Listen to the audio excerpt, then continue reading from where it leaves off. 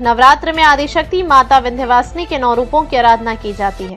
पहले दिन हिमालय की पुत्री पार्वती अर्थात शैलपुत्री के रूप में मां का पूजन करने का विधान है। वहीं दूसरे दिन ब्रह्मचारिणी के रूप में पूजन किया जाता है। प्रत्येक प्राणी को सद्मार्ग पर प्रेरित वाली मां का यह स्वरूप बड़ा दिव्य है। माता सफेद वस्त्र धारण कर एक हाथ में कमंडल और दूसरे हाथ में माला लिए हुए सभी के लिए आराधनीय है।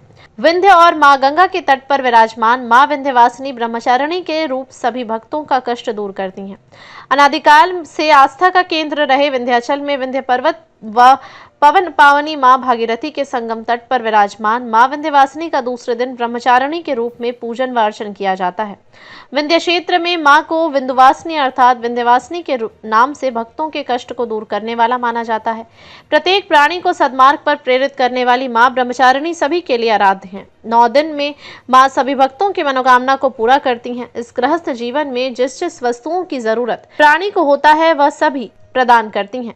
नवरात्र के दूसरे दिन मां की षोडशोपचार पूजा अर्चना कर जप करने वाले भक्तों की सारी मनोकामना पूरी होती है। भगवान शिव को पति के रूप में प्राप्त करने के लिए मां ने घोर तपस्या की थी, जिसके इनका नाम तपस्याचारिणी अर्थात ब्रह्मचारिणी पड़ा है। नवरात्र के दूसरे दिन माता विंध्यवासिनी के दर्शन करने के लिए भक्तों का तांता लगा है।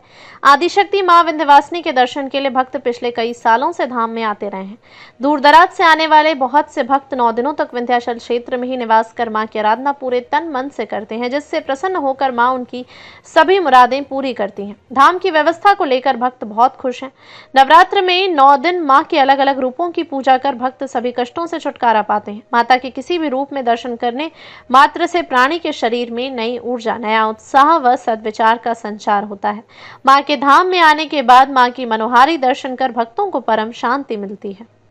बहुत काफी भीड़ है, लाखों लाख की भीड़ है। अब यहाँ भी बहुत 2 घंटा लाइन में लगने के बाद अभी पूजा करके नीचे उतरे हैं। अब इसके बाद चित्रकूट हम लोग जाएंगे। कैसा लग रहा है यहाँ पर आके? बहुत अच्छा लगा। प्रशासन का भी बहुत सुविधा है, देख रेख कर रही है। से आ रहे हैं माँ के दरबार? लगातार 3-4 सालों से आ रहा है। मैं पंडित अखिलेश चंद्र मिश्रा, राजन गुरु, विंध्याचल धाम। आज नवरात्र का दूसरा दिन है। द्वितीयम ब्रह्मचारिणी आया है हमारे पुराणों में कि दधाना कर पद्माभ्याम अक्षमाला कमंडलोम देवी प्रसीदतु मयि ब्रह्मचारिण्यमुक्तमा ब्रह्मचारिण्यमुक्तमा। ब्रह्मचारिणी के रूप में आज के दिन भक्त भगवती का पूजन करते हैं। जहाँ ईशान कोण में कलश की स्थापना किए हैं, आज वहाँ षोडशोपचार माता का भक्त पूजन करें और श्वेत वस्त्र भगवती को धारण कराएं, क्योंकि इनका बड़ा ही सुंदर स्वरूप है। श्वेत वस्त्र धारण की हुई हैं, 2 भुजाएं हैं, एक में अक्षमाला और दूसरे में कमंडलू ली हुई है। इन्होंने भगवान शिव को अपने पति के रूप में प्राप्त करने के लिए घोर तपस्या की थी।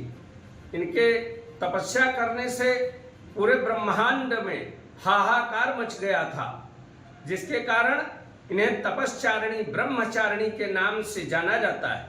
तो इसलिए भक्त वहां श्वेत वस्त्र चढ़ाएं और वहां मालपुए का भोग लगा करके ओम ऐं ह्रीं श्रीं ब्रह्मचारिण्यै नमः इस मंत्र का 27 माला जप करें तो उनकी समस्त मनोकामना पूर्ण हो जाती है। और जिनके कुंडली में मंगल की महादशा खराब हो, आज पूजन करने मात्र से वह दशा भी शुभ फल देने वाली हो जाती है।